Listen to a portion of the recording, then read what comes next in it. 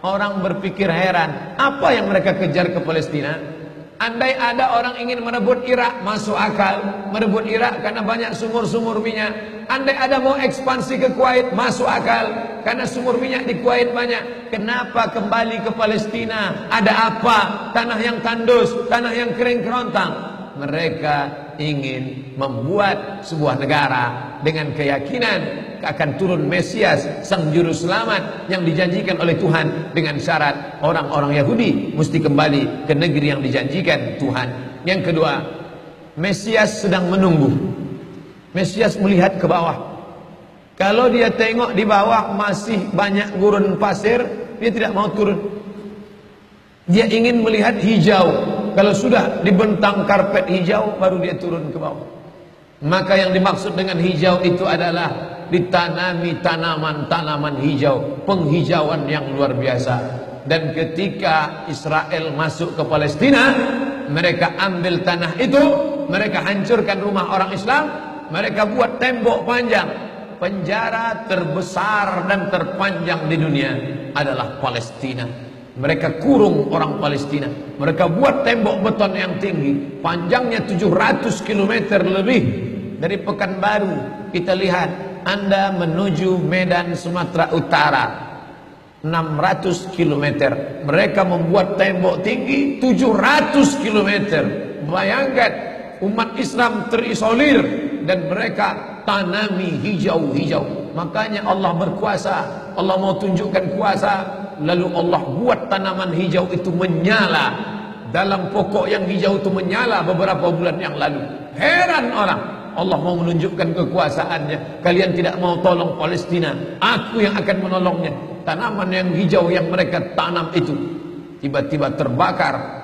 Tidak ada yang bisa mematikannya. Sampai-sampai reporter wartawan Amerika mengatakan, tidak ada yang bisa mematikan kebakaran ini kecuali Tuhan, karena Dia yang membakarnya. Mengerti keadaan kita zaman sekarang. Jangan sampai dikatakan Palestina bukan urusan kita.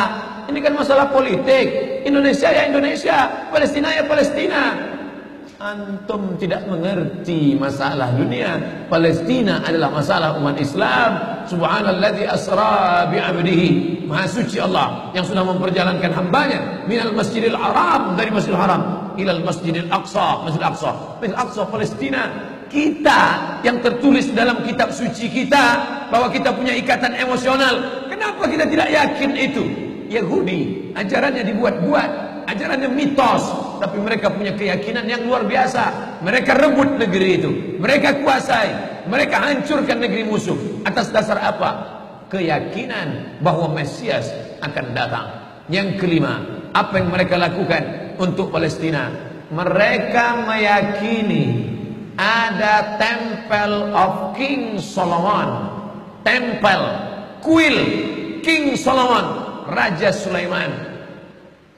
Datang pula orang Indonesia latah, dikatakannya Sulaiman ini kerajaannya bukan di Palestina, di Yogyakarta, Sleman.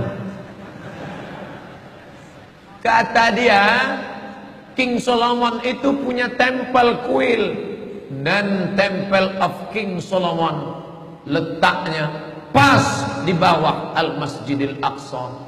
Apa maknanya? Mereka mengeruk setiap hari bulldozer, traktor, ekskavator, terus mengeruk keliling Masjidil Aqsa. Mereka ingin meruntuhkan Masjidil Aqsa.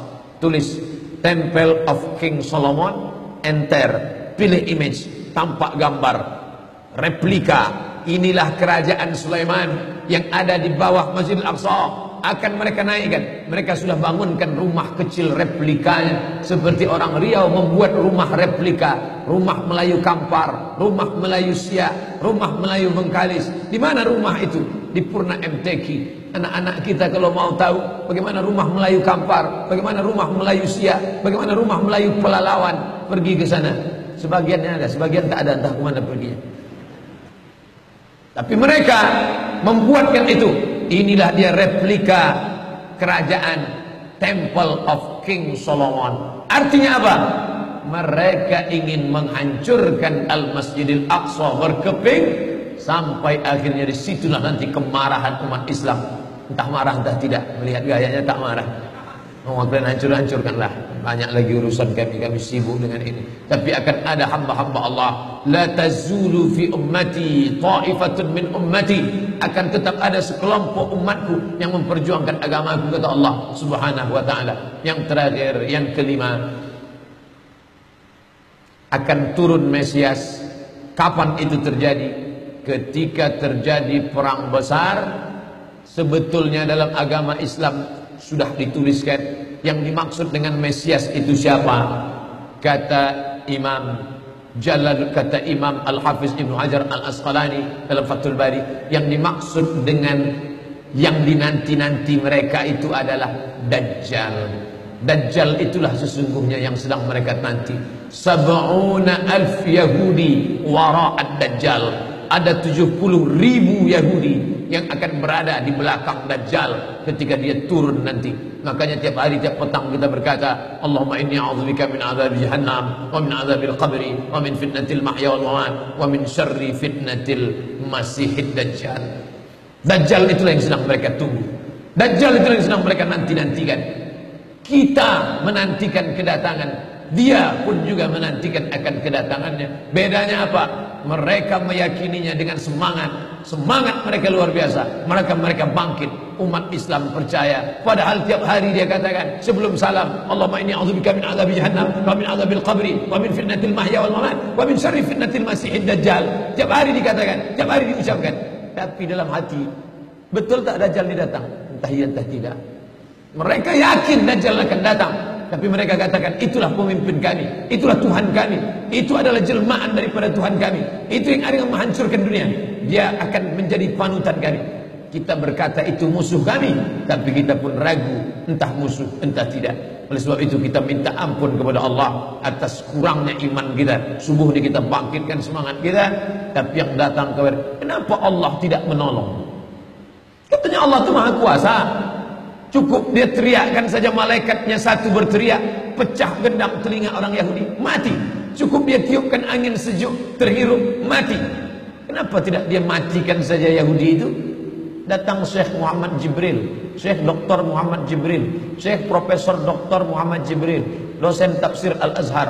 Kami undang, mahasiswa Indonesia mengundang di waktu di Mesir dulu kuliah. Lalu saya tanya, Assalamualaikum Syekh. Ya, kaum Ad binasa, kaum Samud binasa, kaum Midian binasa, kaum Iram binasa, kaum Fir'aun binasa. Kenapa Allah tidak membinasakan Israel ini? Senyum Syekh Muhammad Jibril. Apa kata dia? Ya beni, anakku, seandainya Allah membinasakan Israel ini, lalu apa yang tersisa untukmu? Ditunjuknya saya. Seandainya Allah membinasakan Israel ini, lalu apa yang tersisa untukmu? Terdiam saya. Allah sengaja sisakan ini sebagai medan jihad kita menolong agama Allah Subhanahu wa ta'ala.